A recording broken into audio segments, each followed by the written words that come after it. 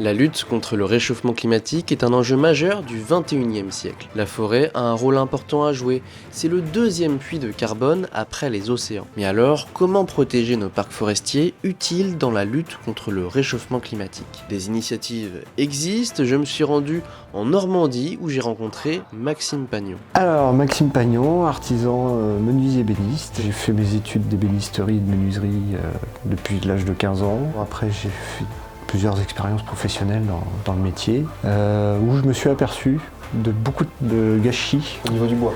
Au niveau du bois, bien sûr. Ça a été un déclic pour créer Atelier Recyclé Bois. Atelier Recyclé Bois que j'ai créé après à partir de cette idée de revaloriser les déchets, donc là des entreprises, mais aussi des particuliers qui jettent du vieux mobilier. Donc voilà, les gens me contactent, je viens démonter tout ça et les repasser tout ça à la machine, la scie raboteuse pour pouvoir leur donner une seconde vie. C'est quoi l'intérêt écologique de l'Atelier Recyclé Bois? Ne pas réutiliser de bois sorti de scierie, on va dire, d'une scierie qui va abattre des arbres, redébiter des planches, et nous, voilà, normalement c'est comme ça que ça se passe. On va chez le scieur et on récupère des billes de bois. Utiliser d'anciens meubles pour en créer de nouveaux est très pertinent, tout comme l'initiative de Lionel Cerdan qui revalorise des palettes de bois. Ça me paraîtrait aberrant de fabriquer du mobilier en allant acheter mon bois, sachant que dans les mêmes magasins, les stocks arrivent sur palette et qu'une partie du bois qui a servi à transporter de la marchandise est jetée.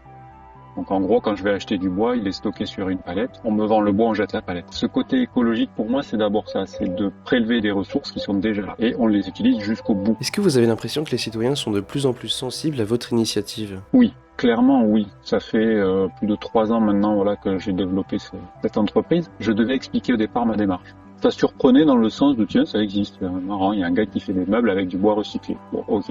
Et puis, j'ai vu petit à petit, et depuis plus d'un an maintenant, 1 an et demi, oui, que je n'ai plus vraiment à expliquer pourquoi je fais ça. En fait, les gens l'ont compris tout de suite. Il est souhaitable que les pratiques changent et que ces initiatives se multiplient, car la forêt absorbe beaucoup de CO2. L'association Normandie Forever, elle développe un programme de compensation carbone au travers du reboisement. C'est quoi le stockage carbone en fait? À travers le sol, à travers les plantes et le bois, on va stocker un maximum de carbone. La forêt française stocke en moyenne 550 tonnes de carbone par hectare, ce qui représente 4 millions de kilomètres effectués en voiture. Donc ça va forcément avoir un impact sur le réchauffement climatique, mais c'est pas la solution à tout. Il faut quand même penser avant à réduire, et les émissions qu'on n'arrive pas effectivement à réduire, on peut les compenser.